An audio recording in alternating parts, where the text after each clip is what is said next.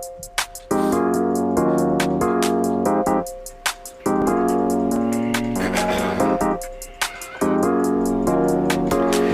day I slept, I made sure that I find a way through a cloud of haze. Every day I wept, found how to live through all them cloudy days. You know the mind's a maze with all its mixtures. It's always hard to get the entire scope of the picture. 1080p, that's you other busters, yeah, obsolete. Can't fuck with me, excuse my French, but I'm not discreet. I wear my heart on my sleeve, but I've learned my lesson. I've learned 1996 birth, one of the greatest weapons untold. I'm destined to reach heights thought I could never see before. Thoughts rampage my heart and let me not reach the peaks that's entrusted to me. My belief shattered off past actions. I grieve, but grievance never really mattered. It's how I choose to act differently in the coming battles to overcome my limitations and get out my shadow. But it's hard to wade in this water when it was never shallow. Fuck it, let me get the paddles. Fuck that now, let me get this castle. Fuck that now, let me get this battle.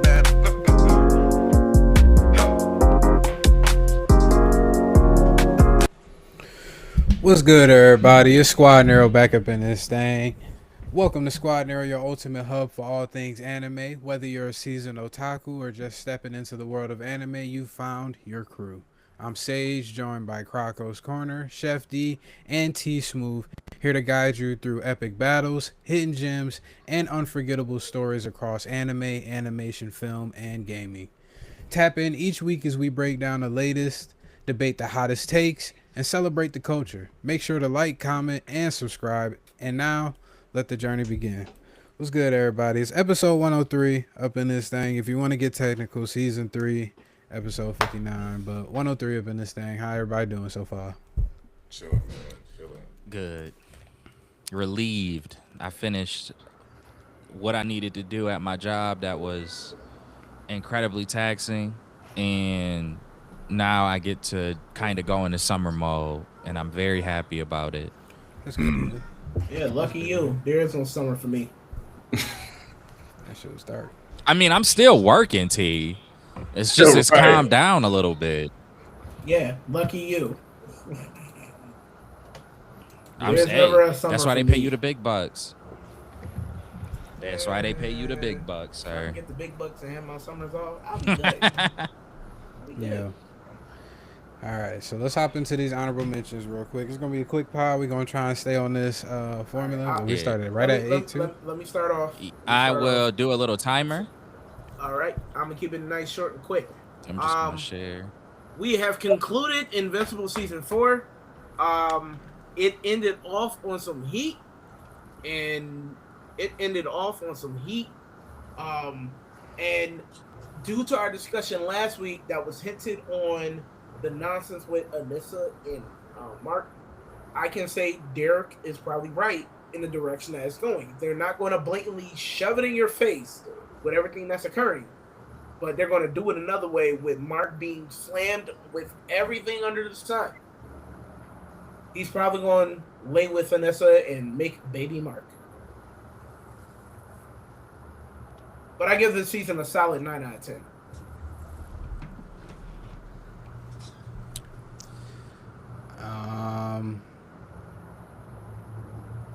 I think opposite. I think they will show it.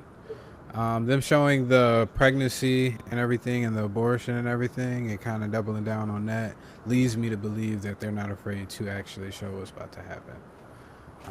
They're not afraid to tap into like dark things that people don't really, I guess, talk into in the mainstream space all that often, as much as we probably need to. But nonetheless, I thought it was a pretty good season as well. Probably give it an 8.5, 9 out of 10. Somewhere in that range.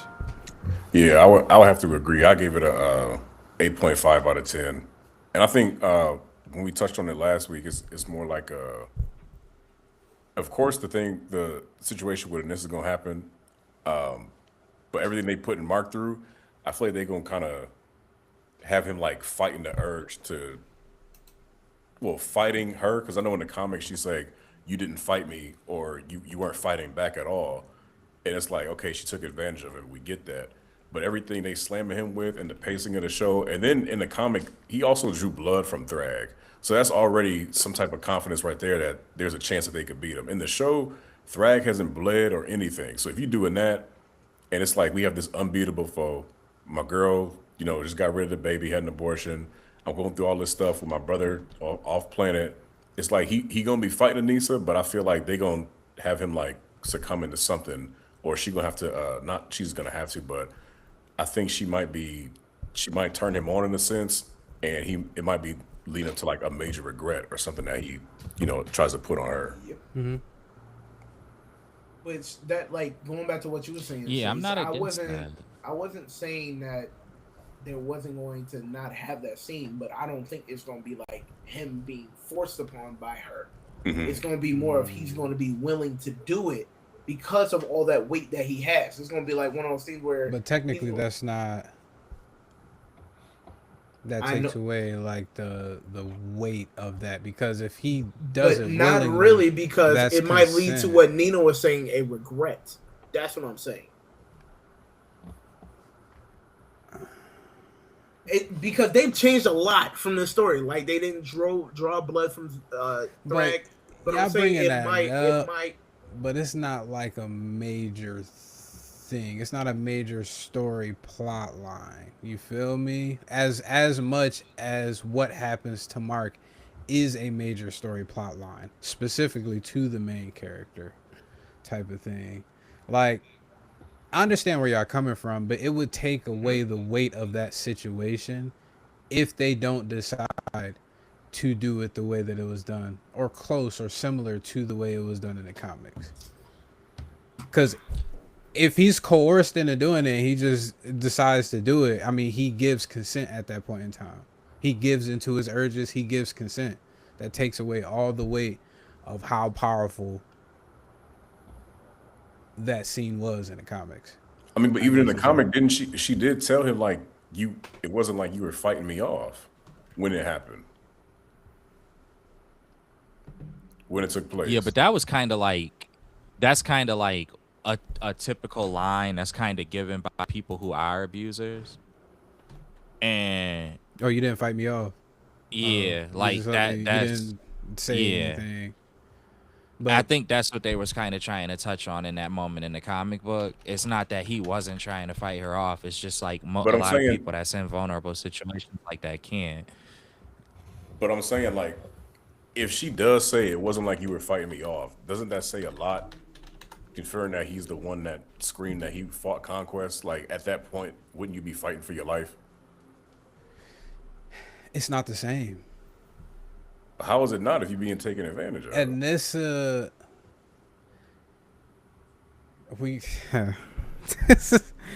this is a complex topic. Not everybody is going to immediately choose fight. That's why it's called fight or flight. A lot of people, more often times than not, will be too scared to do anything in the moment or try to run away. And if you don't have the ability to run away, then at that point in time, I don't mean to make light of it, but you're cooked. You feel me? And this is how Mark was. He was probably caught so off guard because, again, as a man, you're not usually in these circumstances as much as other demographics. He's never had this happen to him before, so he doesn't necessarily know how to react to it. He went so crazy for Conquest and Thrag because they threatened the things that he loved and cared about. Anissa threatened something about Mark where he's still in the process of this whole entire season and the previous seasons trying to figure out who he is.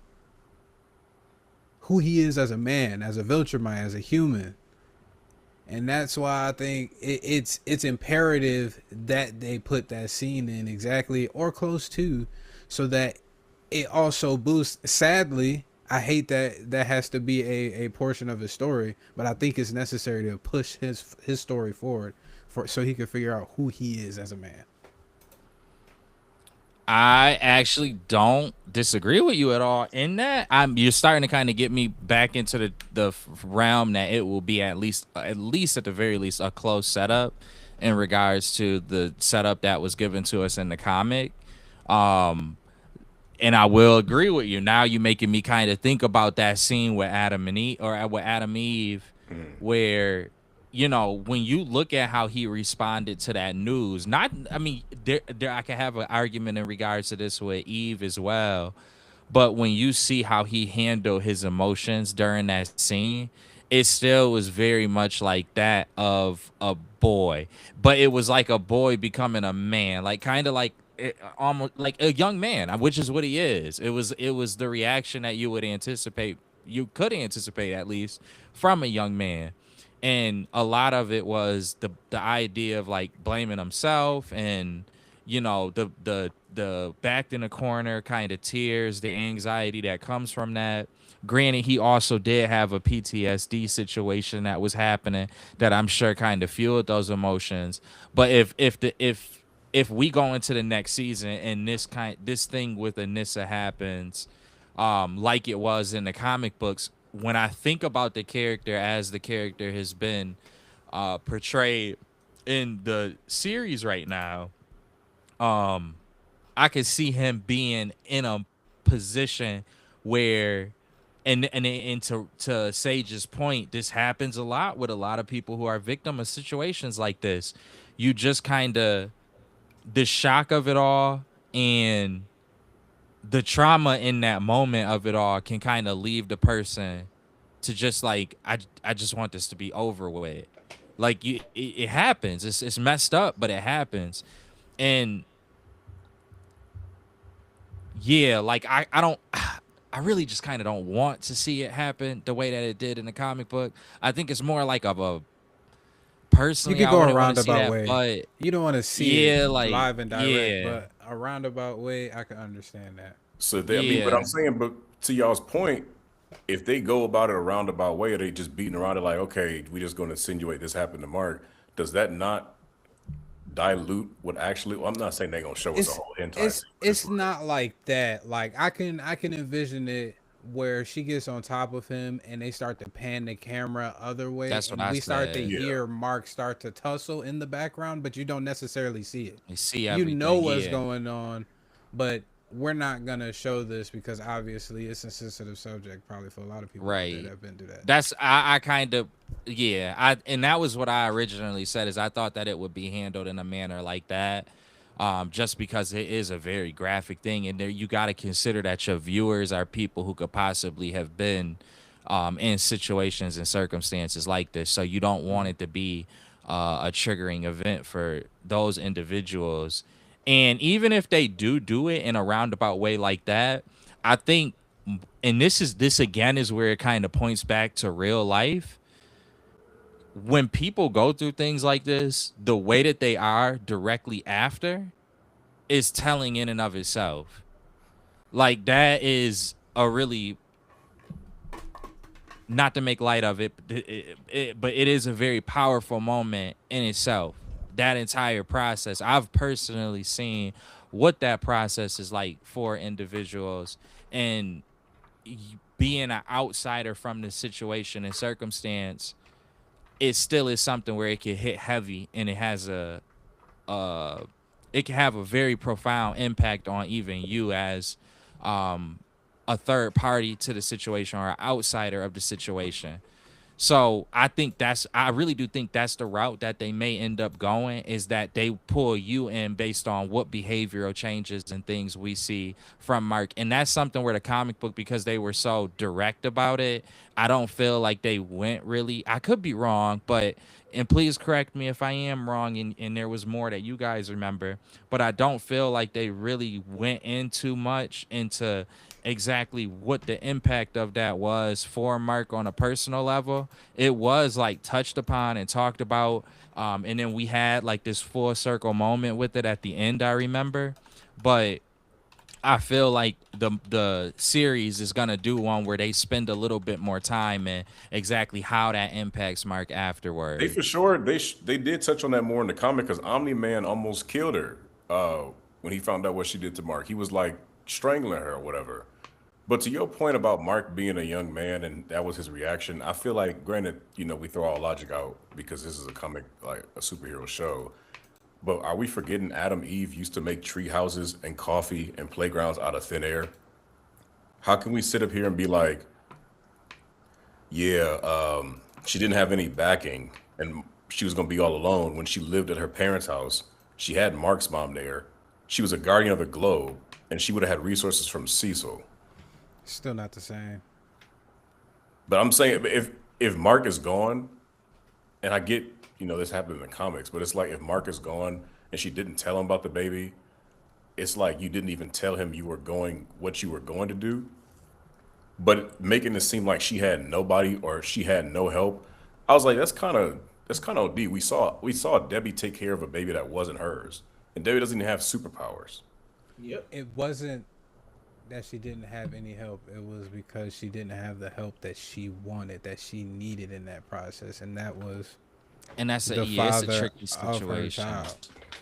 That is because I mean, Like, super yeah, young, y'all, madly in love. Like, this person wouldn't do you wrong. You want that person to be there with you. If she has to do this, close to being a teenager, probably in her early 20s, that shit is gonna be a lot for any woman to try and entail. yeah. And I She get, might I get have what y'all a saying it's going to be a lot, but she still has a lot of resources. Like Yep. there's like, Yes. but now like you pay attention real quick. We talk about Cecil and all of the stuff that the resources that we see with the Reaniman, with him saying, "Damn, $400 billion for the world's most expensive nosebleed to stop Omni Man." Every time he teleports, that's like $40 million or something. It's like I'm not saying it's always about the money, but we saw what happened when Oliver came. Cecil offered babysitters for Debbie, which she knew were spies or whatever. But I get what y'all saying, but I'm like, there's so many resources as it's like, Amber, you have both parents. Granted, your parents ain't shit, but you still had Debbie. You still had Paul, who was sitting up there, still cool with Debbie, even when they weren't together. So it's like you had so much help. And I get she wanted to wait for Mark, and I get that they're young, but it's like you were already I'm trying to figure out how I'm gonna say this, but it's just like, bro, like y'all was already doing the deed. You found out you was pregnant, and it affected your powers. Cool, I get that. But with Mark being away, you still had people there that were there to help you, and Mark was still coming back because she told him, "You're coming back." Boom, boom, boom, boom. And it's like, oh no, she didn't have the person she wanted at the time. So okay, I'm rolling. I hear what you're saying. Again, to kind of do, and I understand we have to take liberties because it's animation and comic book and lore, but exactly the reaction that Eve had in this situation with Mark is the same. It's the same type of things that we see happen with in military all the time. Is that when you have that uncertainty for this idea of your child even being able to see who their father is, now can you live through it? Do you have the resources to make sure that that child has a good life and etc.? Yes, and oftentimes that is what ends up being the case with soldiers. There's an entire organization dedicated to the women and individuals, whether it's a mother or a grandparent or whatever, where they actually have care for people in these situations. So just like in real life, you can have the resources, but it's that psychological toll of knowing is this the time? It's more like a timing thing. Like, is this the time for me to be having this child given the circumstances that's in front of me? And I'm not going to pick a side and say that there's a right or wrong answer to that. I think it's a very I do think it's a very personal decision and answer from a person. And I've seen, and there's plenty of examples where you could see where just the psychological toll of that idea in and of itself is enough that can cause a person to make the same decision that Eve did. And I think for her, it was regardless of resources. At the end of the day, the circumstance of the father of this child, someone who she loved, someone who she still continued to love, being in this predicament, and not only this predicament, but all of the other predicaments that's happened up until this point, it was something where psychologically that was extremely difficult just for her to handle, and she made the decision that she decided to make. Now, one thing that I will say is I did not like about that episode is when Mark was having when he was freaking out And granted, she may have been just doing this. Eve may have just been doing this just to console him. But when she was basically like, "This is the life that we live. I understand that these are the risks that we take, and we'll work through it." It's like, where was that? Just, and I just mean this from a story telling perspective. Why didn't she have that same kind of energy with this situation of the child, if that was the mind frame that she was in when talking to Mark? And now I will admit, I am very much underplaying a lot of the context and details in regards to that, because again, a lot of that could have just been from her trying to nurture and comfort Mark in the moment where he was freaking out. But thematically, I didn't like how that was her sentiments just following up after the decision that she made, and how she explained coming to that decision with Mark. Yeah, no, I feel you on that one. And I got one more because we talked about y'all talked about not showing much because that might be a touchy thing for some people, but in the same time, season one finale, we saw Omni Man beat Mark within to like an inch of his life. There's so many stories about abusive fathers, about kids that can't even Yeah, that's not even old enough or big enough to even fight back or do anything. Not saying they dad threw them through a skyscraper in Chicago, but if you got a dad that's on you beating your ass to the point where your face unrecognizable that's or you can't traumatic. even go to school, it's like somebody's like, damn, like Omni Man is my dad. To the public, he's this thing, and then he get home, he hit the bottle, and I got a beer can up the side of my head. Damn, that's kind of like one of my parents that just kicked me down the stairs, or my mom that punched me in the chest, or I got an uncle that used to beat my cousin like that, and we couldn't do shit about it because we was too small. Like to our sense, our uncle being a grown man is a Viltrumite. We as little kids are just humans because there's nothing we can do to stop him.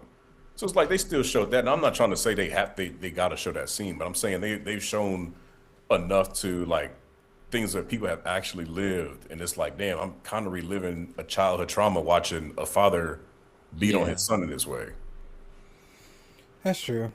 Yeah, that's a good point. That's a good They point. it's just a decision on them. If they, like, it's a pick and choose thing, and you're absolutely correct. It's just a matter of if that is one that they will want to necessarily pick to share in its entirety. I I think don't know. I think the difference with this one and Nolan beating the brakes off of Mark is people. You still got the weirdos on the internet like salivating at the idea of Anissa doing what she's about to do to Mark, like going crazy. So it might behoove them not to show it completely, to not give ammo to that To specific some more real group of life people. disturbing. Yeah. Yeah. That, Yeah, oh yeah, if I was in that position as a man, I'd be happy. Like, come on, brother.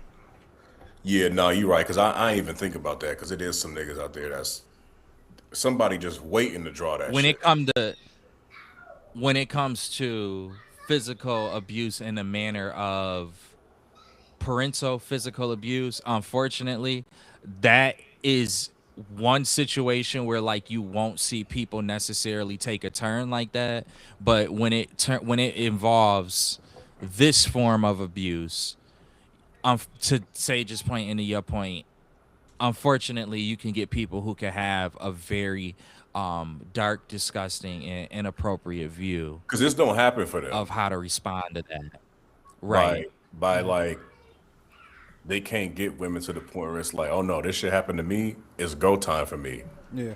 And it's like some people really do have like this weird mindset where it's like, oh no, like yeah, like Rob said, like even with young kids being molested in school, damn, wish that was my school teacher. And it's like, damn, like Yeah, how did that's some crazy. guys have Right. this idea where it's like that's okay to happen for a kid, where that's okay to happen for a man because it's a woman. So I get what y'all saying because the parental thing is more of a this is someone the whole world trusted, and this how it turned out. But it's like that Anissa scene, yeah, because Hmm. it's definitely gonna be some sick, twisted individuals on there that's gonna have a field day with this episode. The episode real off the strength might be a 10 out of 10 just because of them weirdos. Yep. Probably, sadly. Yeah, for sure. Yeah. Sadly. They're gonna see their Uh viewers jump to 15 million. We shall More on the see. episode. We'll Yeah. probably put a little wager on it to see who wins out of that. We gotta make a clip of this to make sure how it goes down. You did bring up good points though, so you got me. It could lean either way. It could lean either way. CinemaCon, I don't know how much y'all tapped into last week. I don't know if y'all got any lasting things that y'all want to talk about real We We only quick. only talked talked about the about, DC side. DC side. Yeah, DC side. Did we talk about Avengers, or we just talked about No. what happened in the trailer? Just we just talked Very about DC briefly, because just because we wanted to ride. wait for Save. Yeah. Why don't we wait on that? I feel like they're gonna drop that Doomsday trailer at some point in time, either after the Spider-Man joint or have it be a preview for the Spider-Man joint. Let's wait for that. Now I know you got that. What It's okay if we got a storyline little bit more and time. so. Okay. Yeah, that's perfectly fine because that just helps us with the next topic. So let's see, what was next? Michael. Oh, the question of the day, and we got 7 extra minutes. Okay. All right, so yeah, I think was gonna be are y'all quick. cool with the one that I had came up with? I was cool with it. Well, I was gonna be like Okay. real quick. Can you stop the timer? We could do the Michael joint after this. Okay. I can stop. I can restart it. I think so. I mean, oh, you got it. Oh, I thought you had the joint. I from just the keep it preview. right I was here, gonna keep it and then simple. we'll keep go it like back to 30, it when I you're was ready. gonna We'll keep it do like Mike. 30 seconds. I was gonna keep it 30 seconds. I'm not gonna stay long with it. All right. You might as well No, go all of us ahead. had the Yeah. same. All right. Yeah. Straight to the point. Michael movie, in my opinions, 7 out of 10. Bumped the critics. The critics giving it a 31%. They don't really know a movie like unless it was the back of their daggone hand. Us as viewers should be able to enjoy what we enjoy, and just sit down and watch the movie. Yes, I understand. It's a lot of stuff that they cannot put together in history, but it's a solid movie from start to finish. A little bit shaky, but it's still a solid movie from start to finish. It'll have you jumping, or have you dancing, or have you singing. Go see it for yourself. That's all I have to say. You know, one thing that pissed me off real quick is the fact that they making 2 movies out of this shit when they spent I heard of that. how fucking long working on this shit. Well, you could have just encapsulated everything, put it in Well, one the grand thing movie. was, here's the thing: they wasn't sure if they were going to get the answer that they were going to get to their question of was this movie needed. Because they had to reshoot it. The movie was going to come out last year, but they reshot it so that we could have that second part. And I'm kind of glad they are doing that, because if they just gave us a straight Michael movie for 2 hours and 10 minutes and rushed everything in that whole story, it will not, like, they already left out a lot of stuff due to legal reasons. Yeah. But the fact that I like the way it left off, because now we get just straight Michael in the end of it, because I'm not going to spoil anything, but it just showed that this is his coming out story. Like his if you're watching a movie, it was like his I'm free as a bird for the ending. Now I can really do my thing, and that's what we get Michael in his prime. In his prime after Thriller, the bangers. So when you'll see why it's needed for the second part, because if they would have rushed it, the movie would have been terrible. Just The give movie me would've a been Star terrible. Wars 3-hour plus Michael Jackson movie. It's not and enough. that'd be cool. It's not enough. Because It's I not heard enough. since they didn't have Janet in it, they had Diana Ross. Quincy Jones wasn't doing a lot in Yeah. the movie. I'm like, if y'all leaving out and Barry Gordy, I'm like, A if y'all lot. leaving out these pillars in his Well, Barry life, Gordy and what's the face is in it. But they said They're Quincy in it. Jones didn't, like, they didn't show, like, as Michael fans, we know, like, Quincy Jones had influence on the "Don't Stop Till You Get Enough" track. Yep. We know he wanted those violins in there. We know Liza Minnelli was helping him with dance moves that she learned from her travels, and then how Oh Michael. yeah, was no, going I after understand that, It's but like, it's certain things like I get it. If you have all that, then the movie it's gonna be like a 4 or 5 part movie. So, But the thing is, they're only going to give you so much in so little time, and it was solid for what they gave us. That's my whole thing. last question. Okay. They left shit out of this movie Mm-hmm. from that time in Michael's life, and they Okay. still broke it up in 2 movies, and they're still leaving shit out. Do you want me to spoil it? I just want you to let me know: are they still leaving shit out? and they I still don't know. I broke don't this know up if in they're 2 gonna. movies. I'm not going. Here's the thing: the stuff that they No, left no, no, out. no. I'm talking about for the life that Michael I was don't living at know that what time they're for going that to first leave movie. out in the second part. I I'm don't not know. talking about the second part. I'm talking about the first movie. Okay.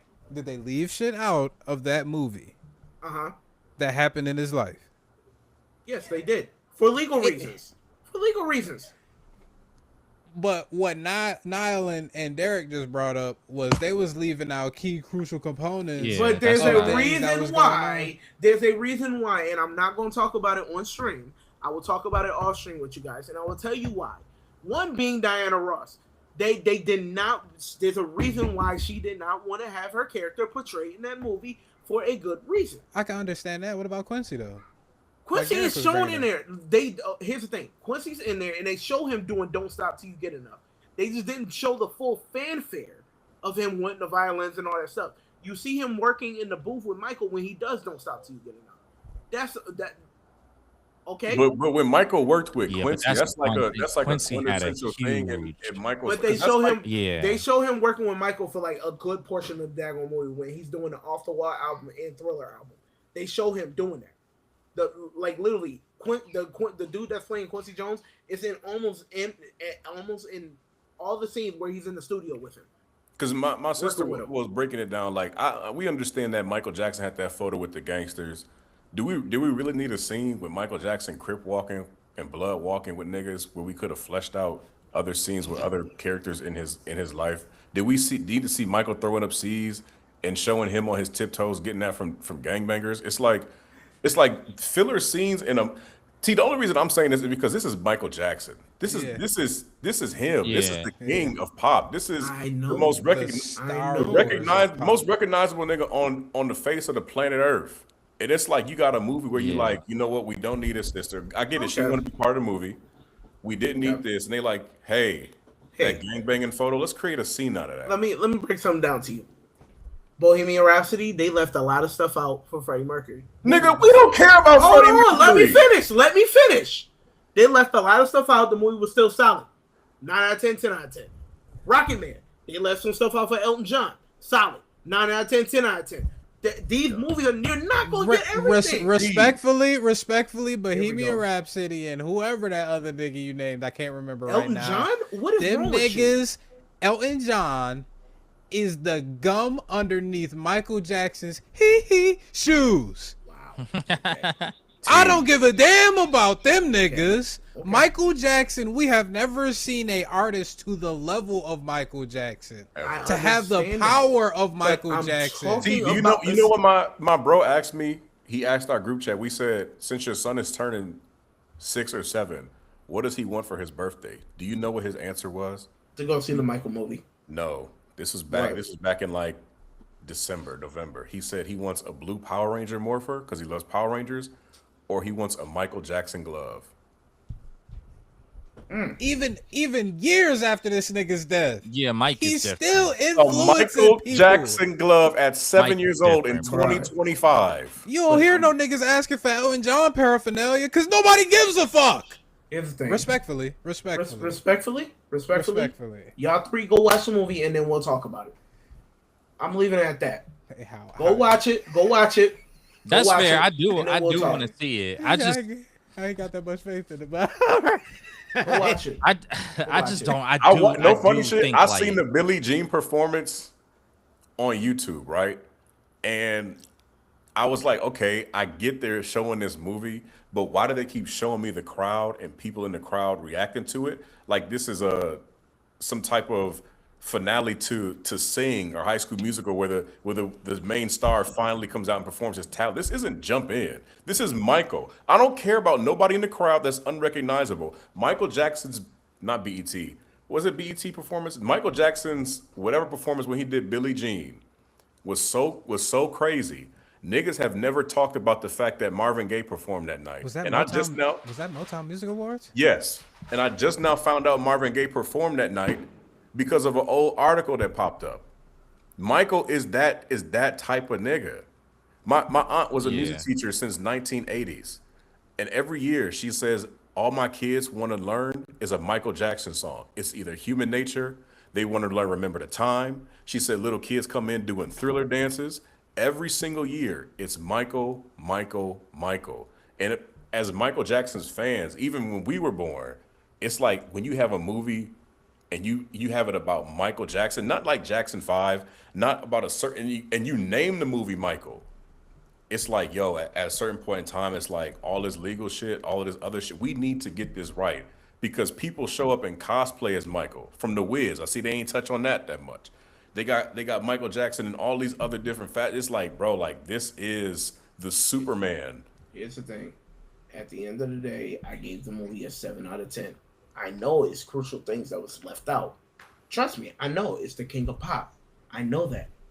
But once I got done seeing that movie and I read the articles of why certain things was not brought in, I can see the reason for it. I can see the reason for it. At the end of the day, did it really destroy the movie to make it a 3 out of 10, a 4 out of 10? No, it did not. I gave it a 7. It's not perfect. It's not perfect. They left out crucial parts. They left out the Wiz, but that's because of the whole Diana Ross thing not being in it. They shot scenes at Studio 54 of him and Diana Ross and the stuff with the Wiz. They shot that. They had all that stuff, but due to legal reasons, they didn't have it. Was the legal reasons her relationship with Michael and her being Probably. a Yes. groomer? Yes. On some Anissa shit? Yes. Yeah. It's too late now. Shawty, it's all out in the open. Everybody knew that. But she did not want that portrayed. They had all this stuff done. They even showed like pictures of Jafar in the scarecrow outfit, like in the background of some like what you know how they take pictures of them in different like makeup and costumes and stuff. They had that. They had all that. But due to the whole legal thing, they couldn't have it in there. I would have loved to see him do Ease on Down the Road. I would carry nothing. It might be a low. Come on, son. But it's like this. Due to the whole legal reason, I still drop that shit. Fuck the legal. We get the suit, man. I don't care. This is what the fans want. They want it to a T. We have never had a full-fledged film. That other film that they dropped out, I can't remember, like 10 American Dream. American Dream. It was still there, but I heard from some people like the movie kind of reminds them of that movie. And I'm like, the beginning part does scratched the surface, and that's why that's one big reason why I give it a 7 out of 10, because the first act when they're doing the Jackson 5 was a little bit rough. It was a little bit rough. Like one thing my wife said, the Jackson 5 did not look like the Jackson 5. They just looked like a boy band put together. Did but they the main show focus Joe Jackson was beating the brakes off of them? They showed him beating the brakes off of Michael. They didn't show him beating the brakes off of everybody else, but they showed him beating. They showed him beating Michael, and then they showed him being like Michael being pulled in the room where he's like pulling the belt off and the door's closing. Well, all right. Go see it. That's all I gotta say. Is just go see it. I got it. I see it. I'll see it. I'll see it. I might, but like the things I'm hearing, I do agree. It's like one of them things where I'm like, bro, what I think my expectations was for this movie, and maybe that's what because that first trailer that dropped, and we saw the snippets of the Thriller shit. We saw the Billie Jean. We saw the moonwalk. It was like, oh, they finna give us Michael. They doing it. Yeah. I'm gonna break it down to you. When you sit down and watch this, when you sit down and watch this, just think you can have the Flex Alexander flick again. Now take what you can get. He should have made a cameo. Yeah. Flex. They wouldn't do that. Have a MCU cameo. That's hilarious. All right. Before we do go to the question of the day too, I just the Wisteria. Yes. I want to just do one quick little. I'll be quick too, because I'm the only one who's seen it, so it's not really much to say. But I'll watch a little bit of it. Yo, before with Undead Unluck, I said I was very confused as to why this isn't a more popular show. And this is more so just me being curious, because I'm very just lost, and I'm noticing this is happening with like a show or two between each, like not every season, but every year, every other year. It seems like there's a show that's like this. Undead Unluck was like pretty good. It wasn't Naruto or One Piece at like its peak, but it wasn't like that bottom tier run of the mill isekai anime either. It was something closer to like the Naruto esque and the like kind of in the realm of like a Black Clover. And I'm like, this show, I'm not hearing anybody talk about it. And it had amazing like fight scenes. It had amazing artwork. The storyline was pretty good on it. Didn't hear anybody talk about it. Same thing with the winter arc. They dropped the winter arc and it was solid from beginning to end. It had wonderful acts that had a good conclusion to it, and more good art, pushed the narrative forward. Still don't hear anything about it. Now, I don't know, it was last year or the year before, but this series came out called Wisteria Wand or Sword and Wand or Wand and Sword. I think it's Wand and Sword. And the first season was pretty good. As D had asked me before, is it like Masho? And in a way it is because it's magic based. But in terms of like everything that it gets into and the things that it pays homage to just across different forms of media and the way that um the main character is set up and the way that the art is, especially the way that the art is, I just am confused as to why this show is not being watched or talked about. And then they come back around to the second season. Second season is starting with the shits. They not sugarcoating nothing. They getting right to it. The stakes is high. People got to lock into this. I should be seeing clips on Instagram and Twitter and all of the such of this show. I don't understand it. It's not perfect, but it follows the lore of the anime that you and we all enjoy and watch. Like the typical shonen battle anime. It's done with magic this time. It's also involving swords, sword play, pause if needed. But it's it's just in the realm. It's in the realm of the stuff that we watch, and it's really good animation, and it's a really good story. And my thing is, we need more people to watch the show. I mean, it's obviously getting watched enough because it had a continuation into the second season, but like, I think it should have a little bit more attention on it. And especially the way that the first two episodes of the second season started, it's like, what is going on? Y'all need to watch it. I'm gonna Everyone needs to go and just give it a try. I appreciate you. I gotta tap into that fate, strange fate. Once you put me onto that, I was like, all right, Yeah. I might gotta tap into these Jones. Mm-hmm. So Restoria Wanda Sword, make sure y'all tap into that. New anime? I don't know yet how it is, to be honest with you. Last season I thought was going to be better, and then a couple of weeks kind of went on, and I was like, this ain't it. It ain't like a season where we even necessarily need to talk too much about it on the podcast. Okay. This season it may be the same. I don't know. The Damon show, which is done by the Full Metal Alchemist artist, I so far have enjoyed that show. If you like Full Metal Alchemist, I think it's at least worth it for you to give it a shot if you like Full Metal Alchemist, because there's certain themes from it and things that I'm starting to see, especially if you like the original. Brotherhood is a little bit more nuanced and a little bit more deep and sad and emotional. I don't know if this is going to be like that version of Full Metal Alchemist, but right now it does have a lot of similar vibes to the regular Full Metal Alchemist, the first section of it that came out. Outside of Wisteria Wand and Sword, I mean, One Piece came back for the people who watch One Piece. The show, what is it called? Petals Reincarnated, something like that. It started out pretty interesting, but it looks like, I don't know, like it could end up dropping off in quality. But right now it is holding strong. We're like 2 or 3 episodes in on that, but I had to wait and see a little bit more from the I couldn't, forgive me if I'm mispronouncing or missaying what the actual name of it is, but I believe it's Petals Reincarnated. I don't know if y'all heard, put it like this, y'all might have heard about it like this. The show is focused on like villains of the past. In one sense, it's focused on villains of the past. One of the villains that they use is the guy who was in Germany doing a lot of crazy stuff. I don't know if we could say his name on here. Jack the Ripper. Ooh. And that had a lot of controversy. Rhymes with Skittler. Yeah, thank you. Oh, I'm like, who in Germany?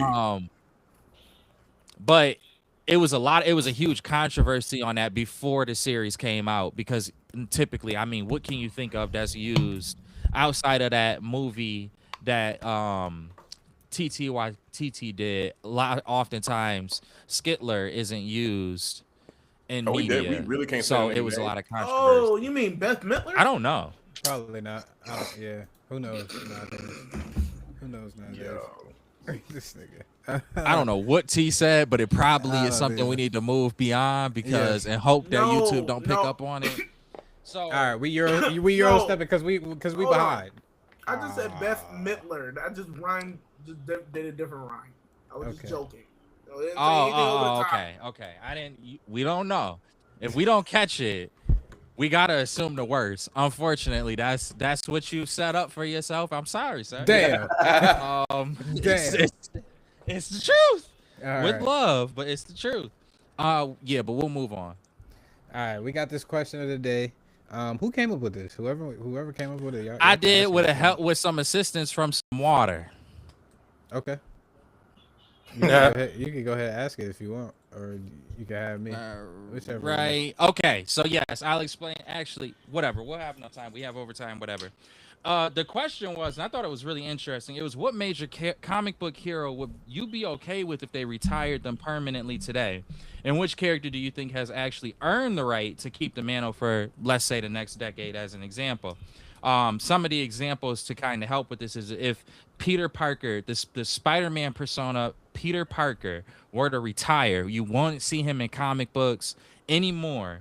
And instead, you saw Miles take up the the full mantle of Spider-Man. Or another example being Batman's Bruce Wayne no longer being Batman, completely retiring, and like a Dick Grayson or a Terry McGinnis, Batman taking up the permanent mantle from that point forward.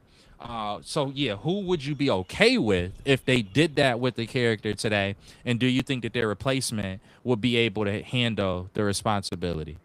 All right, I'll start this off. All right.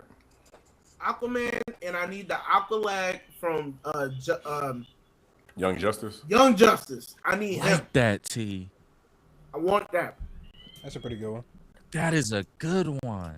Give me a black man of the sea. I don't think about, buddy. I got two. I think, well, really, all of these legacy characters can just take a quick break.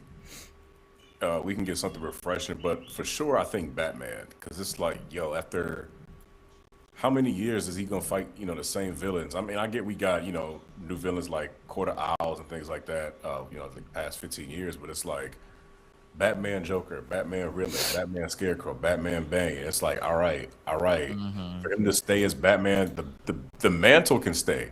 Like, let Bruce chill. I know they had Dick Grayson become Batman, or have him become something past Nightwing. Have him become something different. Have Jason Todd become something different than the Red Hood, or Tim Drake, or Damian Wayne. Like, you have a Bat family, and it's like, you can't keep these characters in the same age for every story.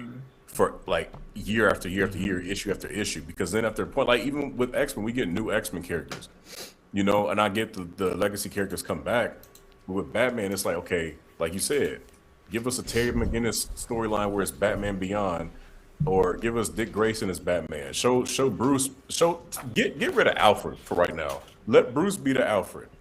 Let him be the eyes and ears, or let him just retire peacefully and be like, you know what, I need to take a break from this. For the rest of my life, because I'm not about to be out here fighting crime day after day, and I got a company to run.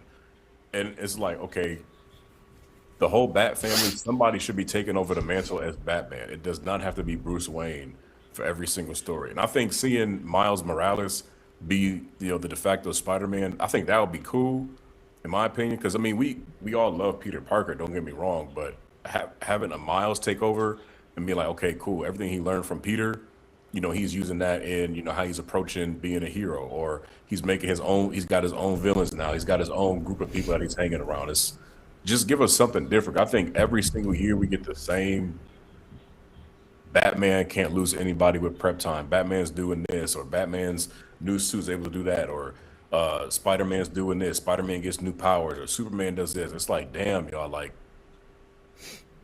y'all got to get creative with somebody else, in my opinion. Um, I understand that. Crocker, you In want fact, to go? that play, yeah, that kind of plays. That kind of plays into my answer too. Y'all gonna be shocked by my answer. My favorite character, Wolverine. I think between Dakin and X-23 and all of the other like iterations of like the Wolverine that we've received, like that we've gotten at this point through X-Men, the things that I've seen with them in the comic book have been way more interesting than a lot of the stuff that I'm seeing, like that I've seen in recent years with Logan. I mean, the last thing that really was like really interesting and I could sink my teeth in and be like, I'm really like locked in on this would have probably been Old Man Logan. After that, it's always the same thing with him. It's like he has this moment where he is facing like his trauma, and it's him overcoming his trauma. He facing Sabretooth as a tie to it. It's something related to Canada and Weapons X. It's like, yo, if you gave us, even if you just took like X-23's storyline with during Krakoa and right before Krakoa with like the Children of Tomorrow, her relationship with his name is slipping my mind, but she has a relationship with a mutant that's really like coming into his powers. He almost can kind of like copy powers as well, but it goes a little bit further in terms of how it works, and his powers have been like evolving. I can't remember his name, but anyways, the relationship between the two of them and the way that they handled that during the Krakoa arc was so much more like, okay, I want to actually kind of follow this character. Not only do I want to see this character during this arc, but now that I know that this is what the character is like, I want to see what she's like when we even move past this arc. So I think having Wolverine like genuinely out of play for, if I mean, not, I wouldn't say permanently, because I still love Wolverine. He's still my favorite character, but if we could have Wolverine on hold, like just on the back burner, just away in a role, in a way that's similar to like the Flash was during Crisis up until like the early 2000s, where it was like we really didn't have Barry Allen. We had all of these other speedsters, so we just focused on Wally. I want that same kind of play to happen with Wolverine. That would be ideal to me. All right. I think I think on my like offhand, like just thinking about it just because I like the character, I wish that Thor would take a backseat for a little bit, Yeah. and them to expand stories based around Beta Ray Bill as the Thor character. That's just a secondary one because I just think he's a dope concept for a character. I really truly think the Miles and Peter thing for Spider-Man, it would behoove Marvel to do that.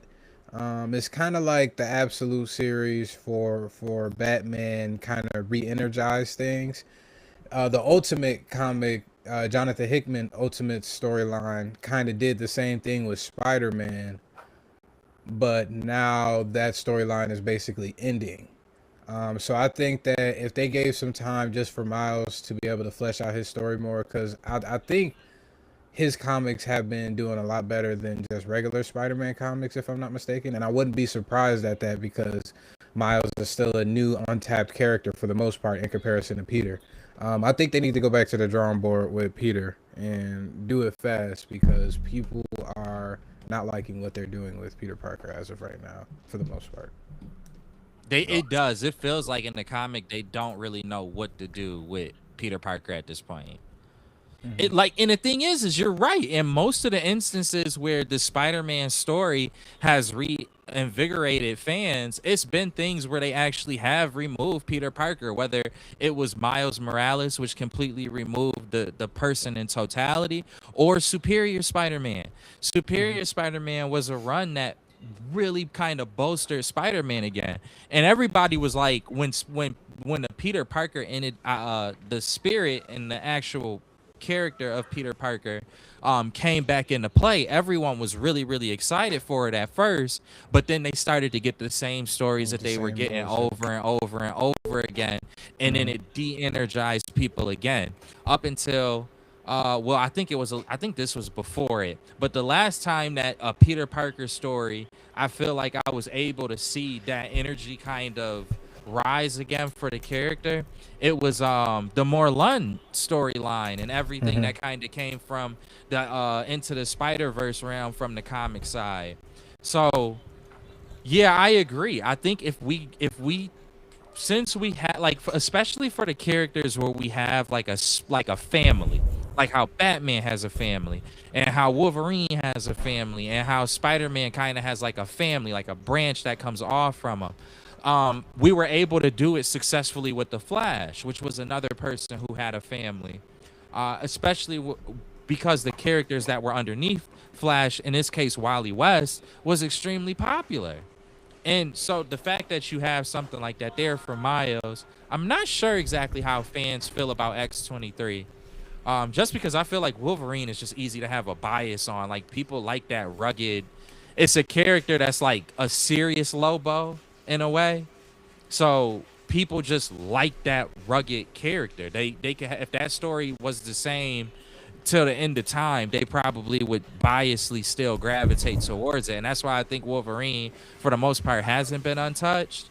But no, like switch it up a little bit just for the sake of creativity. And you see, because the one now I feel like the main thing, and I'm gonna end off on this. The main thing that people like so much about that Ultimate Spider-Man run from Jonathan Hickman was the fact that we were finally able to see Peter Parker with a family, and he had a life established. Spoiler alert: if you haven't read the Ultimate Spider-Man, which you should, it's a pretty good Yeah. series. He already had a life with all his family and didn't get his powers until he was like in his 40s or late 30s. Got 2 children and everything like that. And he had to juggle all of that. And that just takes the stakes even higher, something that we haven't seen Peter have to deal with. We had to see him care for a few people here and there that's immediate in his life. But now he has a whole family that he has to look after. So Yeah. Then you couple that with the idea like well, spoiler alert, but like the Uncle Ben angle, I'll say that. I don't think I'm giving anything away. But you mix it in with that, and even the change that the Ultimates had with with Jonah Jameson, J. Jonah Jameson. There we go. Um, it made the stakes for him a lot more different than just Aunt May, Mary Jane, Aunt May, Mary Jane, over and over and over again. Um, yeah.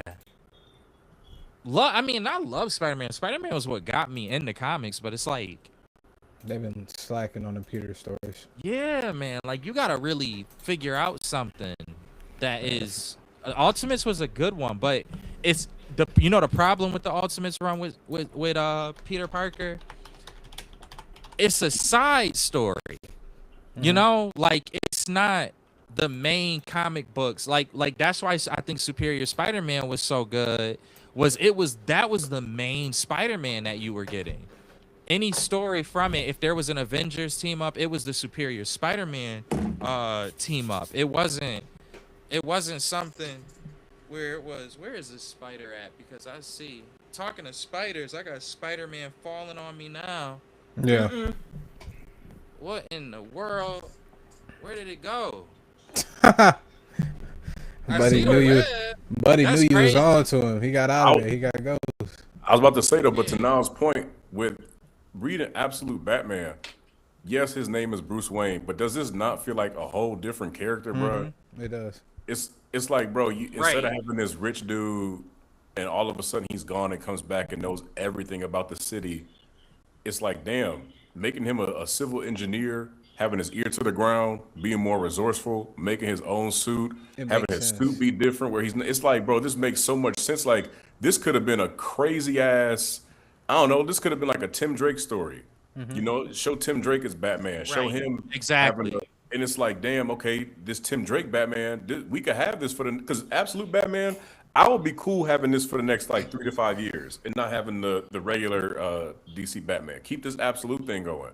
But if you did this with one of his Robins and had Bruce and Dick Grayson and Jason Todd take a back seat where you introducing a new Batman, you know, with let's say he didn't have Robins or he's going up against something different. It's like that's something that you want to see with characters like Miles Morales and whoever else is coming up after these legacy characters. Not saying you have to change them as drastically, but how refreshing Absolute Universe is. That's what these are the stories they could be developing with a Miles Morales or a Beta Ray Bill or a Bucky Barnes. I don't know, this same old is getting annoying. Imagine the Absolute You don't. Yeah. Universe Just. storyline for Batman. Just right. Bruce Just put them on the back is in burner. Alfred role, and then Tim Drake is in the Batman role. And Yeah. you got Right. money. You got money. You Which is what we saw. Yo, look at speaking exactly what you're describing. That's Batman Beyond. Like Yeah. we've seen it be extremely successful when it's done. It's just like these characters are so they made comics. I think that's the reason why, you know, like writers dream to write Spider-Man, writers dream to write Batman. So it's like I think that's what keeps it in a lot of ways alive. It's just the fact that like it's like if you got to play a game with Michael Jordan. You know, you if you could rewind time and make that scenario be one where it could happen, you would be like, I want to make that happen. It's like that. I feel like it's like something in that lane for writers, but the problem is that they'll create somebody new, put them on the back burner because they're so addicted in a way to the legacy of it all. And it's like part of me gets it because again, they made comics. Like these are characters, Spider-Man, Batman, Superman. These are people who have made they've made it to the point where we've been able to get movies from it. It's $1 billion industry built up on the backs of these characters. But you don't know if you don't take a risk, you never know what the other side or what the other possibility or outcome could be. And that's what everything that we've been saying with this is what y'all kind of been speaking to, and I think that it is worth considering. Another risk that they should take is having these characters be in different cities too. Like I get having, you know, Spider-Man has to traverse with his web swinging in a city like New York, but now what if he was in a spaced out city like LA? How would he be getting around? Well, how would that affect his mission or whatever mission he's on? Show Batman, you know, going to a mission in the desert. What bat equipment would he be even bringing over there to get around? How is he communicating with people? It's like everything being you give them these perfect conditions. You know, they go through things that develops the character, you know, whether it be emotionally or something physically, like when Batman broke his back, how's he going to get stronger? But put them in a situation where it's like, this isn't your everyday thing. These aren't perfect conditions for Batman because now he doesn't have the darkness to hide around in. This isn't the perfect conditions for Spider-Man because he doesn't have tall buildings to swing from. So how's he going to get around the city as fast or respond to trouble or something like that? But it's like, damn, you go back and read these comics. It's a lot of creativity. Yeah. You're right. I mean, in taking those risks, there's so much untapped creativity that can be fleshed out more. And you're right. That's the reality is that we're not facing that and the circumstances not being changed. Thor, I kind of like that you said Thor too, Sage. Because, like, bruh, it's kind of similar to my Wolverine take. I mean, how many more Asgard God of Thunder stories can you really do? Facts. What Noah was cool, or not Noah, but what was his name? The God Killer, Gore the God Butcher. Gore the God Butcher. That was cool, but like that story came and went. Yeah. But to your point, came and went. There was. I was gonna say, like when you said Spider-Man got us all into comics, but you gotta once they put out that Tobey Maguire movie, it's like, okay, now kids want to be Spider-Man. Who is Spider-Man? Let me go look up what Spider-Man does. Read these comics. Same thing with Wolverine. Hugh Jackman is Wolverine. It becomes a point where the comic book character is good, but then when you put it on the big screen, it's like people want to, especially kids, they want to be that. Like, I want to be Tobey Maguire, Andrew Garfield, Tom Holland. I Yeah. want to be Hugh Jackman. I want to be in the gym doing this. I want to be that. And it's like when you don't offer any other creativity outside of that, that's where things get like annoying. But to your point, it's like we gonna have to endure more Wolverine stories because Hugh Jackman's still Wolverine. We Yep. still got Peter Parker as Spider-Man in the movies. It's like so the comics is just playing on that. It seemed like we're going off of that. Now it's becoming right. Now it's becoming more complicated in the idea of justifying the risk, which is probably exactly, which is also pushing down any potential for it because it's still money in these industries. We've seen comic books what life has been like when there isn't money involved and it can collapse. We have seen that time and time again. So you're right. Then it becomes now does risk mean not only creative risk but financial risk? And yeah, I don't know. Not that many people playing that game. Yeah. Yeah. Hopefully one of these days we get in these rooms to really let these artists and creators know what the fuck they should probably be what they should probably be doing. Hopefully one of these days, because there's no way that they're letting all these characters just fucking go the way Be they're by the going. wayside. Yeah.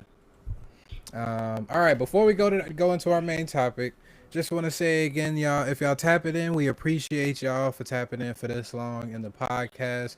Please make sure to like, comment, and subscribe if you're coming from the YouTube side. A link just popped up at the bottom left of the screen. That will probably be where you will see most of our content for our streams and also our links for all of our other things, whether it be the Discord, whether it be audio podcasts, whether it be or podcasts in the audio format, or extra videos that you might not have known or seen on the side, such as our intermissions and all of that jazz.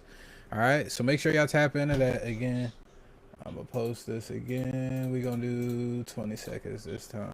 There y'all go. All right, first main topic we got is the Clayface trailer. That just dropped, I think this past week, if I'm not mistaken. Yeah, last week. I'm about to do this real quick. Oh, you got it? I bet. Mm-hmm. Bet. All right. Right. Let me know when you're ready for me to play. Yes, sir.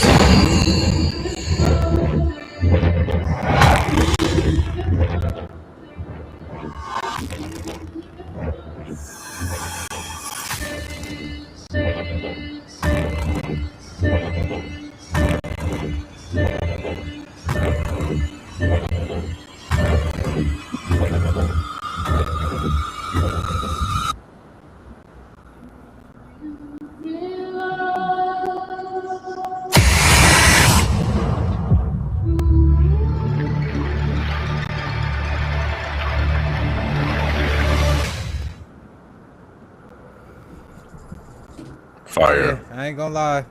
James Gunn probably got me for this one.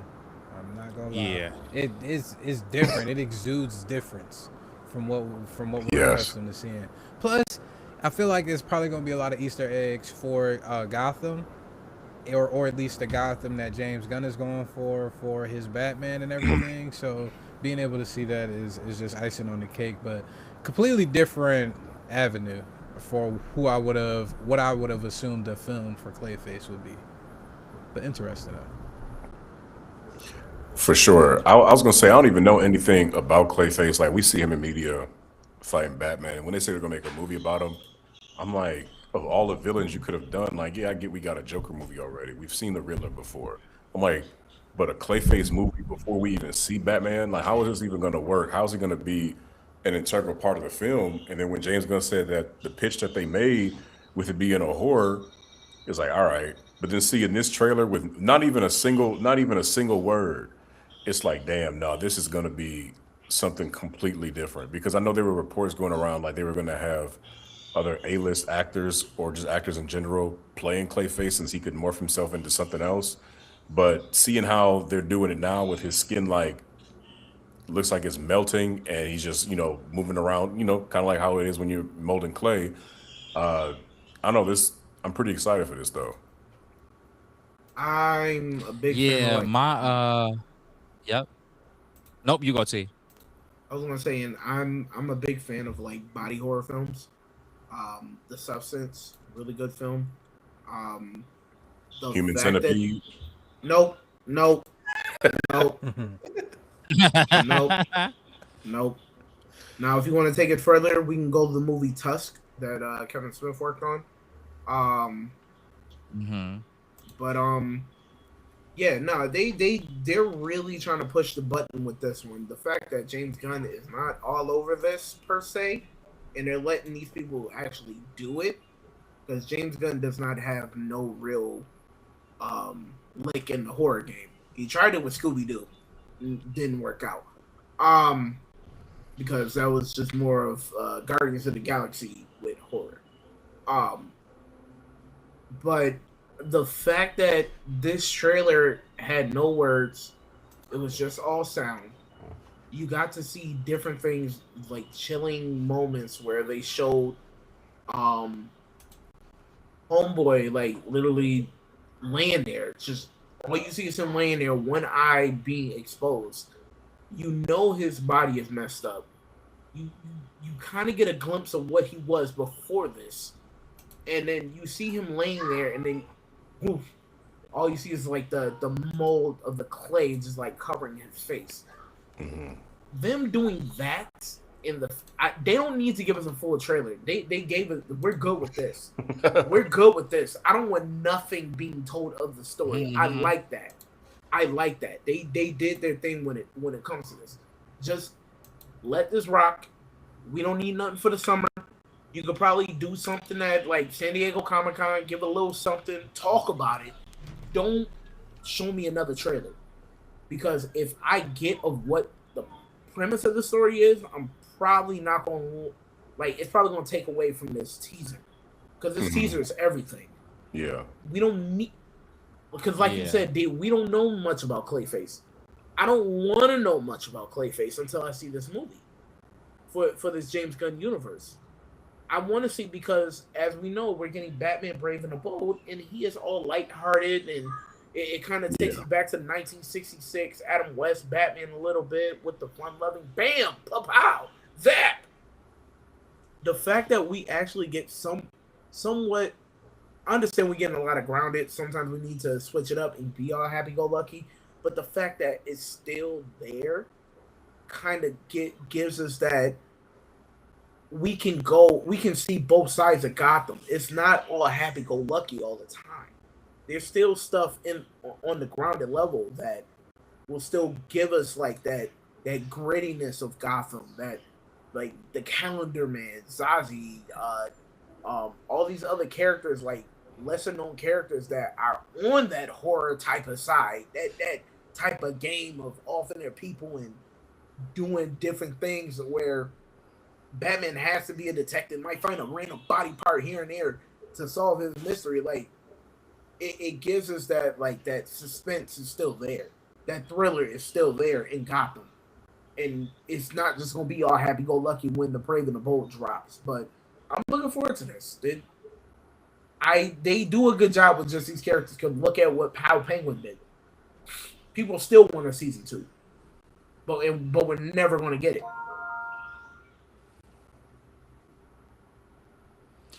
Yeah, like in terms of the trailer, I completely agree with everything that you guys are saying. Like that was great. That was for what they gave us, for what they showed, for how they're going about actually doing Clayface, for the way that they're having it seem as if from the trailer it seems as if it's a very progressive thing in regards to how he's gonna be Clayface. It's not something where it's gonna be like all at once. You're getting what you see on the screen right now. You're gonna get this build up with to D's point where it actually shows like the process of what Clay would essentially be, um, if you know in a real world perspective. And then it seems like as time goes on, that's where it's gonna exaggerate out a little bit more and further when you get to like a real grotesque, hideous monster, to accentuate the horror themes.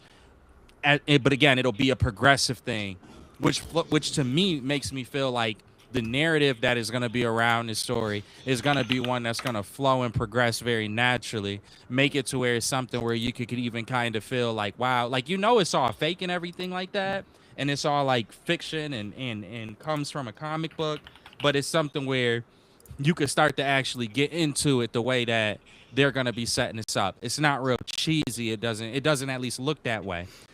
So I really, really was impressed by this trailer.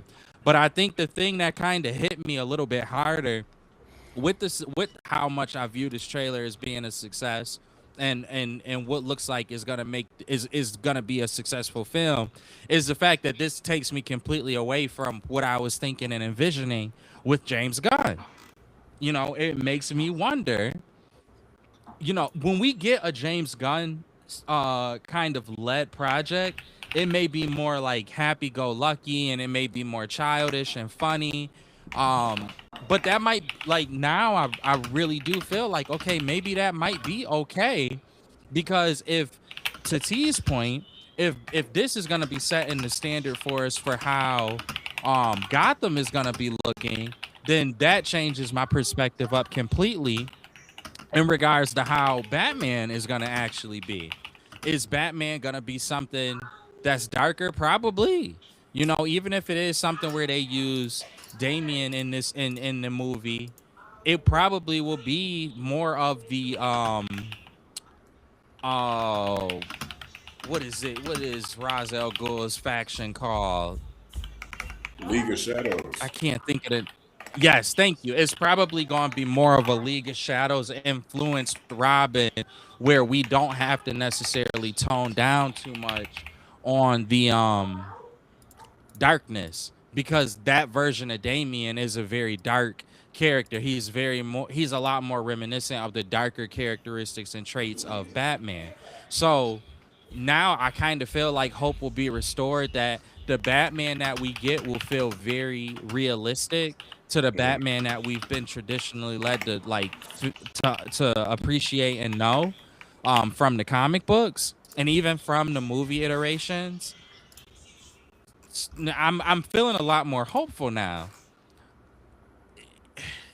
Yeah, like not just even Batman. Like that makes me feel like if we were to have, I know they're doing an animated version, but if we had a live action, like Nightwing Tim Drake movie, or if we had a live action even Joker-ish movie that would come from the James Gunn side, especially with us seeing the success that the first Joker did with Todd Phillips. It wouldn't shock me if they did also do like a Joker movie in this James Gunn era. And if it's going to be something that would be of a similar aesthetic to what we saw with this Clayface, well, see, now that's a lot more of an exciting movie. And that's getting me on the James Gunn realm universe's Gotham a lot more. Even seeing how the success of series like Penguin played out. I know that was pre-James Gunn, but seeing how the success of that was, I think that James Gunn has pushed back a little bit on where he puts himself and introduces himself and his style. I'm glad that we got this to kind of prove it to us, because it was a question for us all before. Is how much influence is he going to have, and how much is he going to morph these characters as we know them? And now I don't think that it's going to be as much of something that we have to worry about. A little later this year, before Clayface, we should be getting Green Lanterns, something that people have been thinking is going to be a dud, and it very well could still be a dud. But let's just hypothetically look at it for a second. If that's not a dud, and it reinforces this thing that kind of gets us away from the James Gunn aesthetic, leading into this Clayface movie, it makes me feel a lot better. Personally, I don't know. How do y'all feel? Do y'all feel like it helps at all with the with accepting and kind of ushering in the James Gunn universe a little bit more, given that Superman and likely Supergirl won't? I think it does. They definitely have their own tones for Superman and Supergirl. I think the problem with the Supergirl film that I had was that it was too close to Superman and too close to Guardians for the feel, where it was just like, okay, it's just another type of these movies, and it doesn't even it's not even directed by James Gunn, Supergirl. So it was like, okay, I hope Right, this is the tone for everything. But like you said, with getting this with right. Clayface, it's like, okay, we get this with Clayface. Now we know the other team up movies like Creature Commandos, that's James Gunn's bag, having all these weird characters Mm-hmm. together. Cool.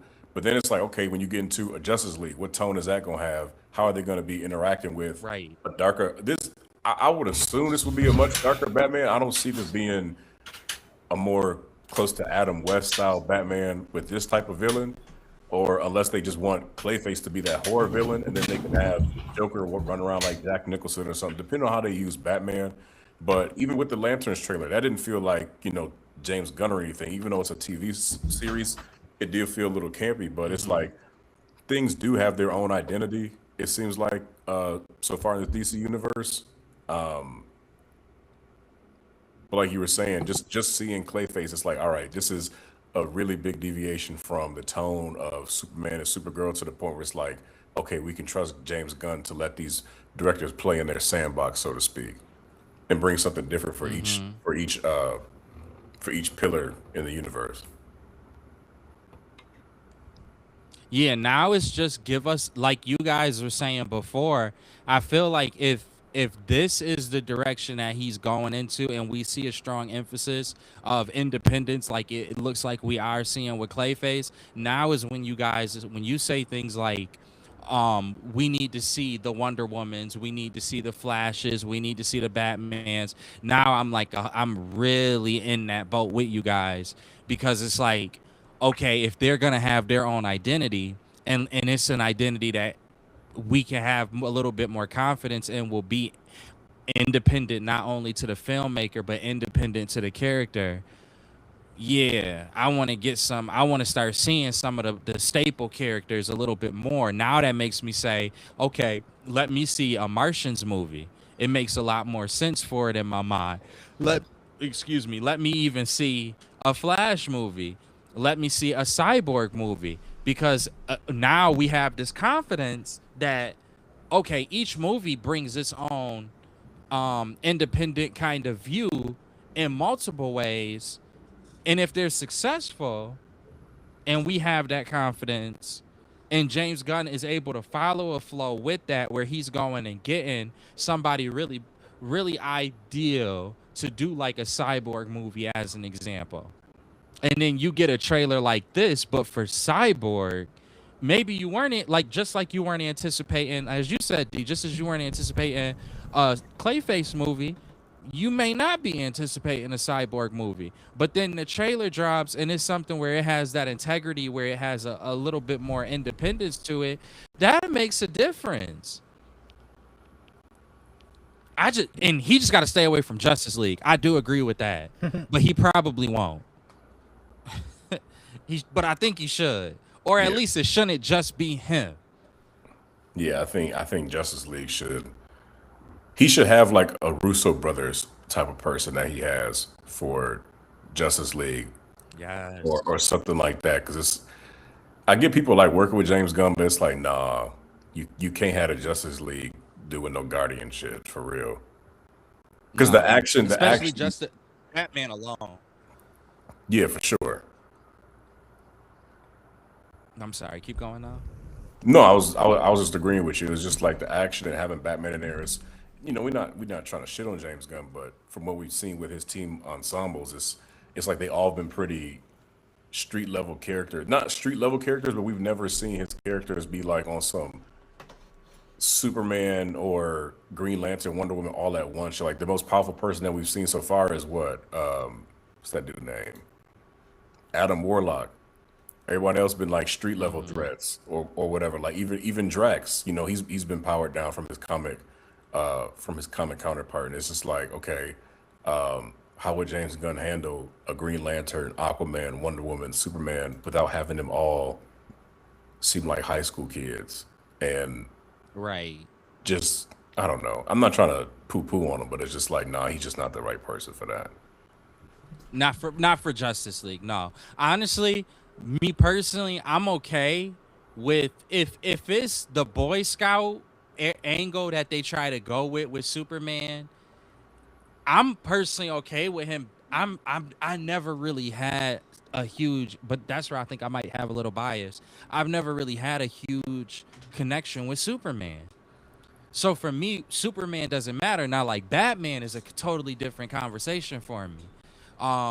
Even the Flash, even though the comic for the Flash is a lot more campier, but even the Flash is like somebody where it's like I would be okay with him doing it, but I would be very critical with it. Whereas I don't have that for Superman or any other Superman character. Because Flash is more witty. You if you thinking quick on your feet, Yeah. like Flash, he's not James Gunn humor Flash. Like James Gunn, you can give him like a Teen Titans or something. But with a Flash, nah, his humor Yeah. would be hitting with no Flash movie. Yeah, preferably I would rather see somebody else who, especially somebody who can extrapolate the different elements to Barry Allen, if that's who they were to go with, or even Wally West, if that's who they were to go with. I want them to like get into his forensic science bag. Like I want to see though, and not only do I want to see it from Barry Allen, but I want to be able to see that same formulation of thinking for when Barry Allen is the Flash. And I agree with you. I don't think that James Gunn would be able to give us that, even though when I think of like the characters around the Flash, outside of Grodd, I mean, you got like Boomerang, the Boomerang dude. You got Yeah. Toy Man. You got like a lot of the same like kind of silliness that you see, especially out of like the animated, which is what it seems like he went with Superman, was a lot more emphasis on the animated side of the character.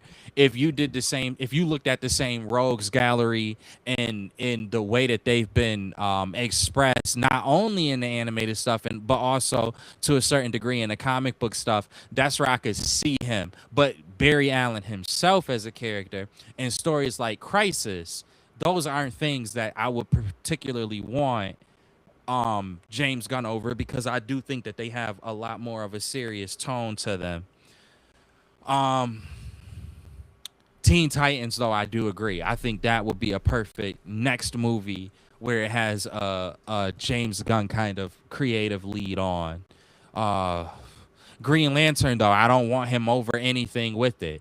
I think if it were to be him having any control over Green Lantern, we're getting that Guy Gardner that we saw in Superman. And the reality is that Guy Gardner persona, even in the comic books, is such a, like, in a way, minute facsimile of the entire Green Lantern corpse in the Green Lantern history that would be just a disservice to the Green Lanterns in the history of the comic book to have James Gunn on that. Same thing with like Cyborg, same thing with Martian Manhunter.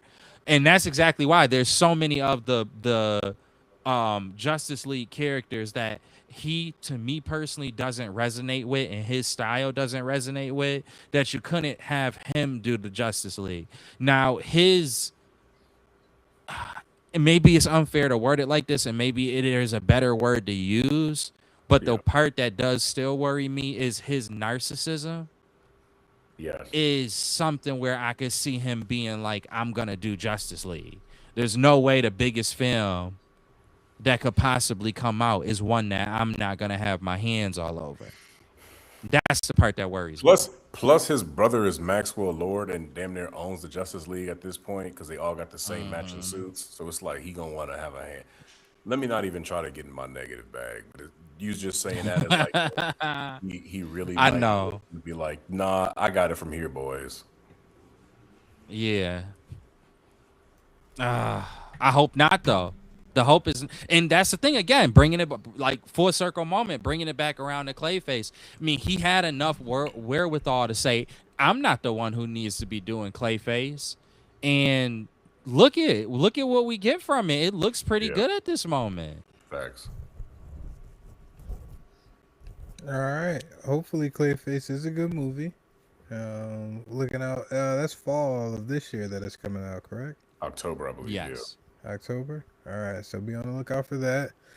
We did have one more for the what was it? The Spider Noir trailer, but we could hold it off until next week.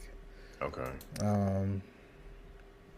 Yeah, it's nothing. I'm not too... sure if I'm excited about that or just I'm not meh. gonna. I'm not gonna lie. The first trailer we got was like, all right, this is different. The one we just got was like, nah, Yeah. Right? it's about to be doo doo. I felt the same way for the first Yes. one. I was just like, I don't know. It's Sony. It's hard for me to get behind anything Sony related if it's not the Spider-Verse movies. Yeah, I'm sorry. Or unless Marvel is helping them out with it. One of the Right. two.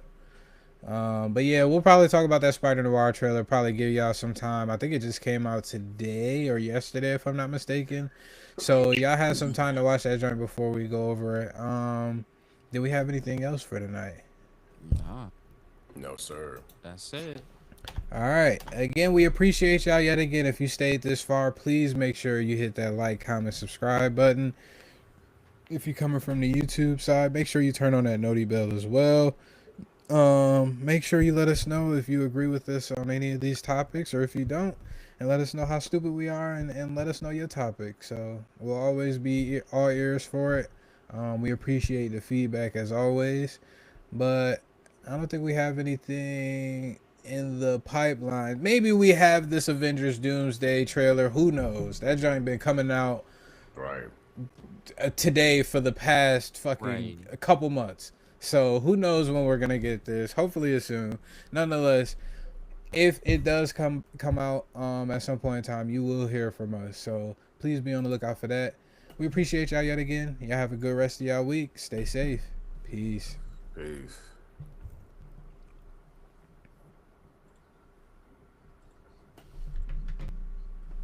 Is T got to cut it off? I think so. I actually could, but Oh no, yeah, yeah. If you in, Okay. I gotta. I'm about to hop. I gotta run to the store and grab some stuff before I go to sleep for this Yeah. damn flight. no, you are straight. You gotta go. We understand. y'all. All right, man. Peace. All All right. right. Usually, y'all, we got this outro song, but you know what we about to do? We about to do it the old-fashioned way. All right. If we so, just out. yeah, we'll catch y'all later. All right. Peace. This.